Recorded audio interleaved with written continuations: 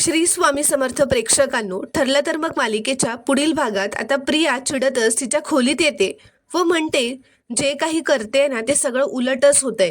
इथे ते सुभेदार इम्प्रेस होत नाहीयेत आणि तिथे तो अश्विन माझ्याशी धड बोलतही नाहीये. जेलमध्ये नागोबा माझ्या विरुद्ध काही बोलला तर मी मेलेच. मला तिथे जाऊन खात्री करून घ्यायला हवी की तो माझ्याबद्दल तोंड उघडणार नाही. पण घरातले तर कोणीच त्याला भेटायला जाणार नाही, मग मी कशी जाऊ?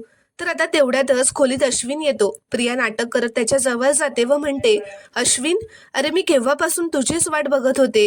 खूप दमलायस का रे? आज खूप पेशन्स होते का? तर अश्विन म्हणतो, आज चुकून मी दुसऱ्याच कोणाच्या घरात आलोय का?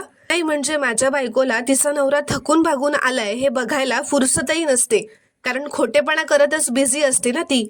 तर प्रिया म्हणते, अश्विन, अरे मी चुकले हे मान्य केलंय ना. किती दिवस तेच धरून बसणार आहेस?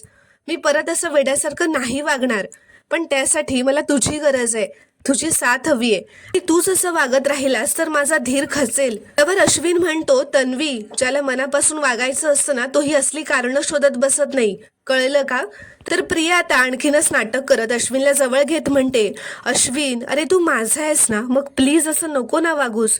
तर प्रिया आता अश्विनला घोळ्यात घेण्याचा प्रयत्न करत असते, पण अश्विन तिचं काहीच ऐकत नाही. तो तिचा हात खाली झटकतो व तिथून निघून जातो. तर प्रिया मनातच म्हणते, याच्यावर आता सुभेदारांचा चिवटपणा आहे, पण याला मी आज ना उद्या घोळ्यात घेईनच. पण त्या नागोबाचं काय करू? तर प्रेक्षकांनो, प्रिया आता कुठलं नवीन कारस्थान करून नागराजला भेटायला जाणार हे पाहणं खूपच रोमांचक ठरणार आहे. व्हिडिओ आवडल्यास एक लाईक नक्की करा व चॅनलला प्लीज सबस्क्राईब करा.